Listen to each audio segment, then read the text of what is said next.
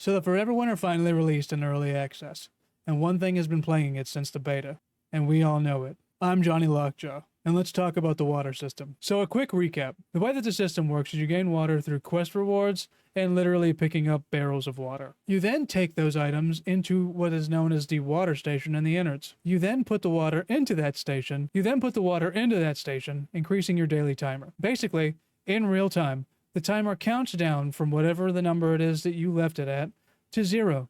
And if you hit 0, you experience something called water death. What this does is that it gets rid of your stored loot and basically anything that's tied around the water system progression, like the traders that you have access to. That's effectively it. You don't lose experience. You don't lose character levels or prestige levels. Now, you can store up to 30 days of water in the beta, and basically nobody who played it liked the system. In early access, they increased it to 55 days and gave you a bunch of different ways to increase that number. On top of that, you can pretty much fill the water capacity to the limit in just a few hours of regular playtime. Not even mentioning any like actual water runs that people have figured out that gain a ton of water super fast. Now, honestly, I have to say that to me, this is basically a non-issue. Mostly because on top of the daily water limit that you have access to, you can always just store multiple barrels on top of that. So even if you can't really play for a few hours, you can always just pop on and click transfer water over from the barrels that you have all the way back up to max. There's kind of already somebody in the Discord who has almost a year's worth of water barrels stored up on top of 99 days of water. With all that being said, I understand why people are upset with this. See, I've always said that this is a player autonomy issue at heart. See, because this runs in real time, not game time,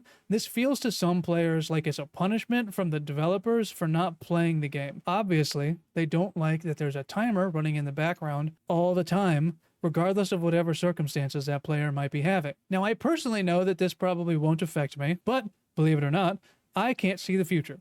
So I can't say whether or not I may or may not have to take a 2-month sabbatical from having access to my computer. Also on top of that, because this is a peer-to-peer game and all the saves are local, there are no servers to draw from. So I have to have access to my computer, otherwise I can't gain any water. Another way of saying that is that you can't access your saves, unless I suppose you have them saved on the cloud on Steam or something, without having access to your computer. And that's a problem with a system like this that has an all-the-time running clock. Plus, if the way to circumvent the system as it's implemented now is to just continuously keep adding water caps, then what is the point of the system? That's a trick question, because there is none. And that's the fundamental problem. Now, obviously, I think that it's more than reasonable to see why this is an issue for people, which Fundog has acknowledged. The dev team has always acknowledged that they like systems kind of Animal Crossing-esque, where if you miss a bunch of time for one reason or another, you have something to do when you come back. In that case, you had to till a bunch of weeds. In this case, currently, as it's implemented, you have to go get more water for your system. Hence, the way that it's implemented now. Is that a good reason? Probably not. But again, early access is gonna early access, and you kind of have to go with the growing pains a little bit on something like this. Now, since the early access has been released, a lot more criticism has been levied at this. Again, reasonably so. But the good news is that it has already been stated that things will change from how they're implemented now. To what? I have no idea.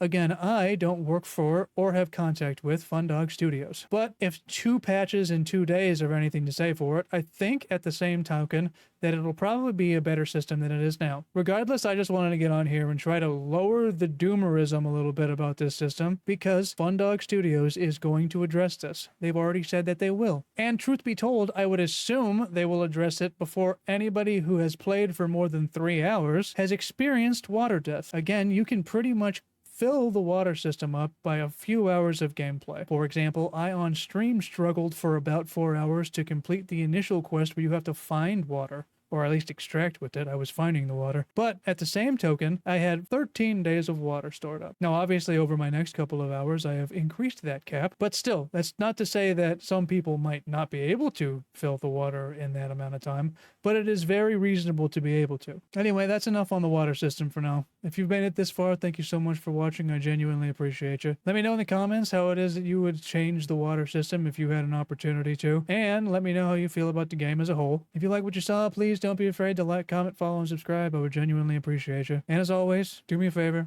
please don't die. I will see you in the next one.